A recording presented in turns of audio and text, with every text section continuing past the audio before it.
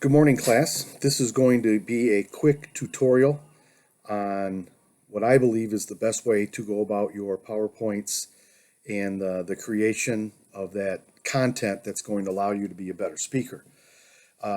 One area that I want to discuss first off, and the most important, is continuity. What I mean by that is every slide should have somewhat the same look. If you could ever imagine reading a book where every page gave you a different font style or a different font size, it'd be a pretty tough read. And the most important consideration, as you create your PowerPoints, is the concept of continuity, which translates into readability for your audience.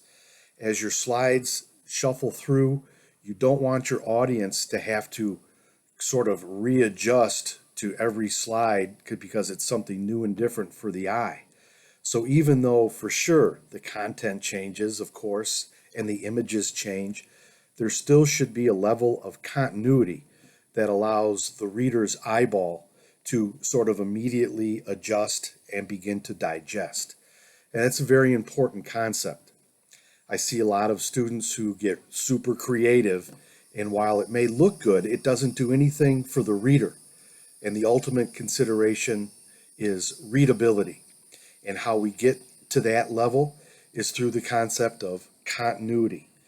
And so the easiest way to do that is to follow the rules of choosing a font style that's easily read, and then making sure that, for instance, if your headline on the top left is 44 point, then every headline on every slide should have a headline top left that's 44 point. If your text, your bullet points, they should be in the same font style, but maybe they're a 32 point. Then try to make sure that all your bullet points are 32 point. So we have this continuity that the eyeball can respect of the placement. It's always the same for your headlines, your bullet points, and the size and style is always the same. This type of continuity is important, especially as you begin to develop more complex ideas, especially in the business world. The last thing you want is for your audience to be thrown off guard because every slide is a new experience. So continuity is very important with me. And of course, placement as well. That goes to my next point, which is what I call managing your real estate. If you imagine every slide as available real estate, that needs to be managed. So when I see, for instance, a headline that's right in the middle of the screen and above it is white space and below it is white space, all that vacant space is really poor management of your real estate. So as you get your thoughts onto your slide, begin your concept of managing your real estate. And this ties into the continuity. If you know, for instance, that your headline is always going to be upper left and your bullets are going to be in the same place, you're already beginning to manage that real estate. Then you begin to look at your images and where you're placing things. And this way you don't have a lot of empty white space. And while I'm thinking of it, always remember, I say a lot, go big. So it might look good on your screen to have a 22 size font, but what about the person in the back of the room? And what about all that space that you still have? So always experiment with getting your fonts to a nice size. There's no need to have a 20 size font when you can go to 28 or 30 and not have to move anything around and produce a better product for your audience. So these are the things that I want to say now to all of you, so I don't have to say it 20 times. So let's practice that right from the start. All right, continuity of fonts, styles, and sizes, and continuity in placement, so that you begin to have this look to each slide. One thing I do want to point out now is the concept of branding. I didn't get to talk to you a lot about that, but if you go back and look at my example, you will see that Morning Brew logo on my opening slide, and then you'll see in the bottom corner, right, I have something called a bug, and that is that same logo placed small and in the corner.